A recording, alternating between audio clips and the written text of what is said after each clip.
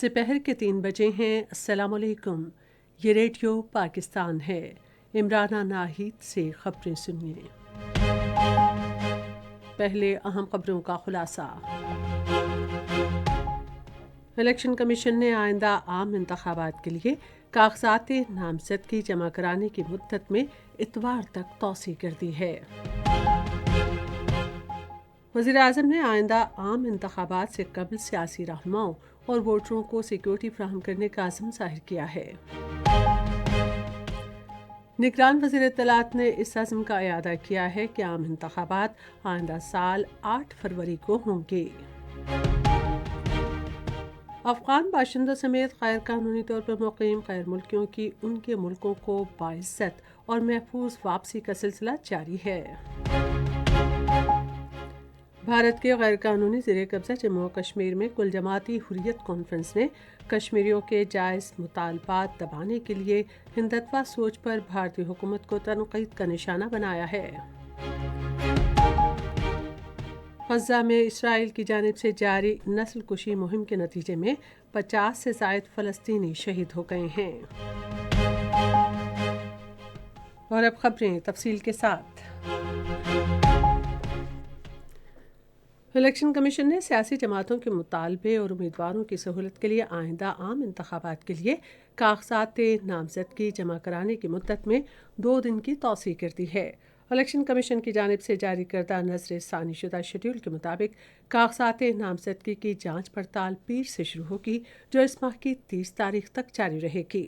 کاغذات نامزدگی کی منظوری یا مسترد ہونے کے خلاف اپیلیں 3 جنوری تک دائر کی جا سکتی ہیں، جن کا فیصلہ 10 جنوری تک کیا جائے گا۔ الیکشن کمیشن امیدواروں کی نظر ثانی شدہ فہرست 11 جنوری کو جاری کرے گا۔ امیدوار 12 جنوری تک کاغذات واپس لے سکتے ہیں۔ انتخابی نشانات 13 جنوری کو الاٹ کیے جائیں گے اور عام انتخابات 8 فروری کو ہوں گے۔ وزیر اعظم انوار الحق کاکڑ نے 8 فروری کو ہونے والے انتخابات سے متعلق شکوک و شبہات کو رد کر دیا ہے۔ ایک نجی ٹی وی چینل کو انٹرویو دیتے ہوئے انہوں نے کہا کہ انتخابات میں کوئی شک نہیں ہونا چاہیے، کیونکہ امیدواروں کے کاغذات نامزدگی جمع کرانے کے ساتھ ہی انتخابی عمل شروع ہو چکا ہے اور سیاسی جماعتیں ووٹرز کو راغب کرنے کے لیے بیانیہ تیار کرنے میں مصروف ہیں۔ وزیر اعظم نے کہا کہ انتخابات کا انعقاد آئینی تقاضا ہے، جو 8 فروری کو ہوں گے، جس کے بعد نئی منتخب حکومت بنے گی۔ ایک سوال کے جواب میں انہوں نے کہا کہ پاکستان کے سیاسی رہنماؤں اور ووٹرز کو تحفظ فراہم کرنا حکومت کی ذمہ داری ہے۔ انوار الحق کاکڑ نے کہا کہ نگران حکومت انتخابات کے انعقاد کے دوران اپنی ذمہ داری پوری کرے گی۔ نگران وزیر اطلاعات و نشریات مرتضیٰ سولنگی نے اس عزم کا اعادہ کیا ہے کہ عام انتخابات اگلے سال 8 فروری کو ہوں گے۔ آج اسلام آباد میں صحافیوں سے گفتگو کرتے ہوئے انہوں نے کہا کہ کوئی انتظامی یا معاشی وجہ نہیں ہے جو انتخابات کے بروقت انعقاد میں رکاوٹ ہو۔ وفاقی وزیر نے کہا کہ نگران حکومت کو عام انتخابات کے لیے سازگار ماحول بنانے کے لیے تمام سیاسی جماعتوں کے ساتھ خوشگوار تعلقات برقرار رکھے ہوئے ہیں۔ مرتضیٰ سولنگی نے کہا کہ ہمیں الیکشن کمیشن پر پورا اعتماد ہے کہ وہ اپنی قانونی اور آئینی ذمہ داریاں پوری کرے گا۔ ایک سوال کے جواب میں انہوں نے کہا کہ حکومت بلوچستان کے عوام کے مسائل کے حل کے لیے بھرپور کوششیں کر رہی ہے۔ انہوں نے کہا کہ وفاقی دارالحکومت میں احتجاجی دھرنے میں شریک بلوچ خواتین اور بچوں کو رہا کر دیا گیا ہے، جبکہ قانونی کارروائی مکمل ہونے پر باقی افراد کو بھی رہا کر دیا جائے گا۔ قبل ازیں انفارمیشن سروسز اکیڈمی میں سرکاری ملازمین کی تربیتی گریجویشن تقریب سے خطاب کرتے ہوئے مرتضیٰ سولنگی نے سرکاری ملازمین پر زور دیا کہ وہ اپنی پیشہ ورانہ ذمہ داریاں پورے عزم کے ساتھ ادا کریں۔ نگران وزیر تعلیم و پیشہ ورانہ تربیت مدد علی سندھی نے سیاسی جماعتوں پر زور دیا ہے کہ وہ آئندہ انتخابات میں تعلیم، صاف پانی کی فراہمی، اقتصادی استحکام اور تخفیف غربت کو اپنے منشور پر سر فہرست رکھیں۔ وہ کراچی میں 2023 میں 7ویں پاکستان ایکسیلنس تقسیم انعامات کی تقریب سے خطاب کر رہے تھے۔ انہوں نے ملک کے تعلیمی شعبے کو عالمی معیار پر لانے کے لیے تعلیمی اصلاحات کی ضرورت پر زور دیا۔ بعد میں وفاقی وزیر نے کاروباری شعبے، کھیلوں اور دوسرے شعبوں سے تعلق رکھنے والے مختلف افراد میں انعامات تقسیم کیے۔ نگران وزیر اعلیٰ پنجاب محسن نقوی نے سرکاری ہسپتالوں کی انتظامیہ کو سی ٹی اسکین اور MRI کی رپورٹ 24 گھنٹے کے اندر فراہم کرنے کی ہدایت کی ہے۔ انہوں نے یہ ہدایات آج لاہور میں چلڈرن ہسپتال کے اچانک دورے کے دوران جاری کیں۔ انہوں نے کہا کہ سی ٹی اسکین اور MRI رپورٹس تاخیر سے فراہم کرنے پر ہسپتال انتظامیہ کے خلاف کارروائی کی جائے گی۔ وزیر اعلیٰ محسن نقوی نے ہسپتال میں جاری اپ گریڈیشن کے کام کا معائنہ بھی کیا اور اسے جلد از جلد مکمل کرنے کی ہدایت کی۔ یہ خبریں آپ ریڈیو پاکستان سے سن رہے ہیں۔ افغان باشندوں سمیت غیر قانونی طور پر مقیم غیر ملکیوں کی ان کے ملکوں کو باعزت اور محفوظ واپسی کا سلسلہ جاری ہے۔ دیگر اقدامات کے علاوہ افغانیوں کی باعزت واپسی کے لیے مختلف اضلاع میں عارضی قیام گاہیں قائم کر کے وہاں تمام سہولیات مہیا کر دی گئی ہیں۔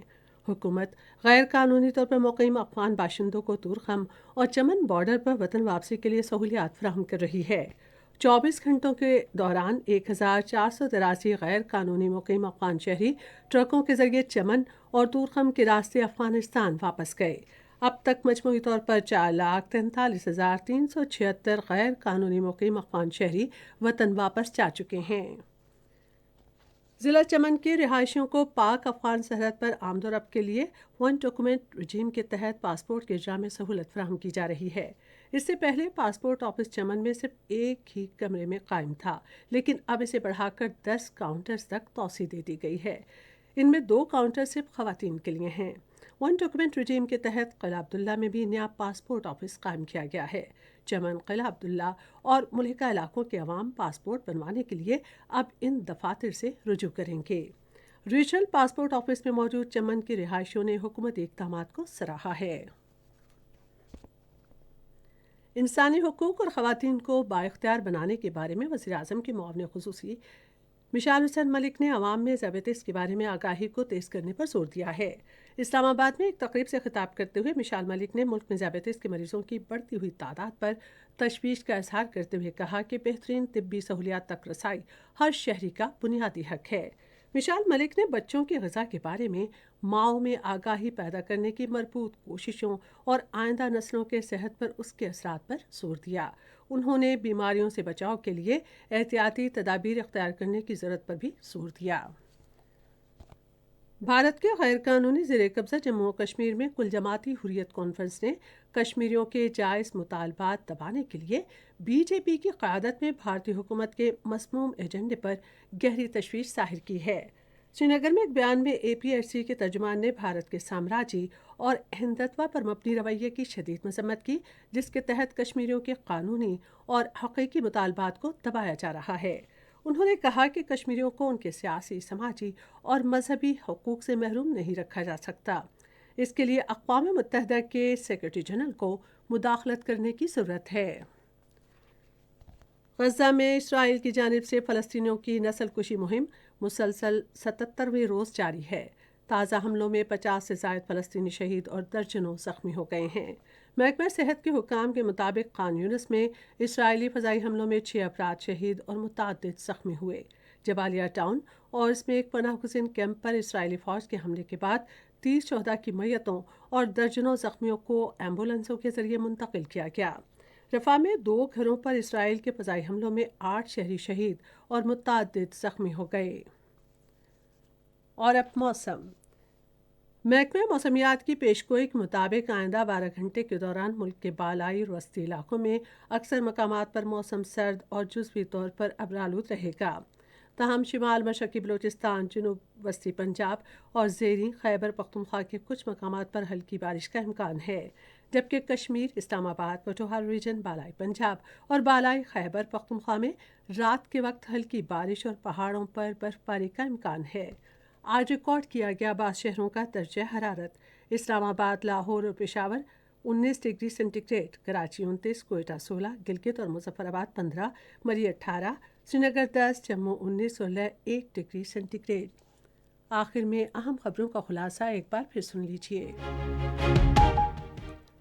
الیکشن کمیشن نے آئندہ عام انتخابات کے لیے کاغذات نامزدگی جمع کرانے کی مدت میں اتوار تک توسیع کر دی ہے۔ وزیر اعظم نے آئندہ عام انتخابات سے قبل سیاسی رہنماؤں اور ووٹروں کو سیکیورٹی فراہم کرنے کا عزم ظاہر کیا ہے۔ निगरान वज़ीर इत्तलात ने इस अज़्म का अदा किया है कि आम इंतखाबात आइंदा साल 8 फरवरी को होंगे। अफ़गान बाशिंदों समेत गैर कानूनी तौर पर मुक़ीम गैर मुल्कियों की उनके मुल्कों को बाइज़्ज़त और महफूज वापसी का सिलसिला जारी है। भारत के गैर कानूनी ज़ेर कब्ज़ा जम्मू कश्मीर में कुल जमाती हुर्रियत कॉन्फ्रेंस ने कश्मीरियों के जायज़ मुतालबात दबाने के लिए हिंदुत्वा सोच पर भारतीय हुकूमत को तनक़ीद का निशाना बनाया है।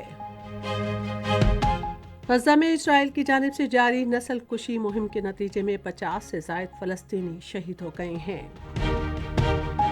इसके साथ ही खबरें ख़त्म हुई। मज़ीद खबरों और तजज़ियों के लिए हमारी वेबसाइट है radio.gov.pk और फेसबुक के link radio Pakistan news official पर बराह रास्त वीडियो स्ट्रीमिंग भी मुलाज़ा कीजिए।